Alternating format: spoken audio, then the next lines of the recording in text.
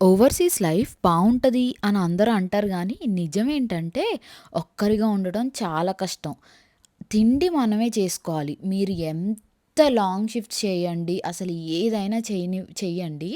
మనం ఇంటికొచ్చేసరికి మనకి హ్యాపీగా వేడి వేడిగా వండి పెట్టే ఆ ఆపర్చునిటీ లైక్ మోస్ట్‌లీ ఉండదు.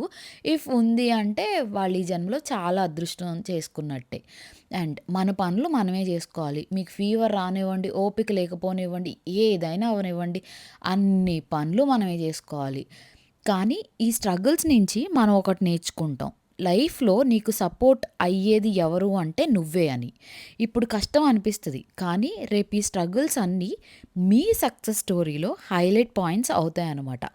వీక్ మొత్తం ఎంత ఫుడ్ క్రేవింగ్స్ వచ్చి ఏది ఏమైనా సరే అసలు ఓపిక ఉండదు, టైము ఉండదు. సో, వీకెండ్ అయినా సరే కొంచెం ఓపిక చేసుకొని మనకు నచ్చిన డిషెస్ అట్లా మంచిగా చేసుకొని తిన్నామంటే నెక్స్ట్ వీక్‌కి మన బాడీ, మన మైండ్ మంచిగా రీసెట్ అవుతదనమాట.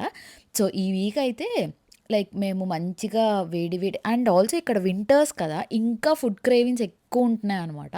వింటర్స్‌లో ఎట్లా అనిపిస్తది చెప్పండి? మంచిగా వేడి వేడిగా ఏమన్నా తినాలి, అప్పుడే పొయ్యి మీద నుంచి వచ్చినయి తినాలి అనిపిస్తది గదా!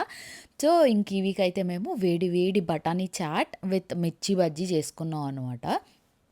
యాక్చువల్‌గా లైక్ రెస్టారెంట్స్ అట్లా గూడా వెళ్ళొచ్చు గానీ, మన సౌత్ ఇండియన్ టేస్ట్‌లు అవన్నీ రావటం చాలా తక్కువుంటాయి. సో, అందుకని జెప్పేసి కొంచెం ఓపిక చేసుకొని ఇంట్లో జేసుకోవడమే చాలా బెస్ట్.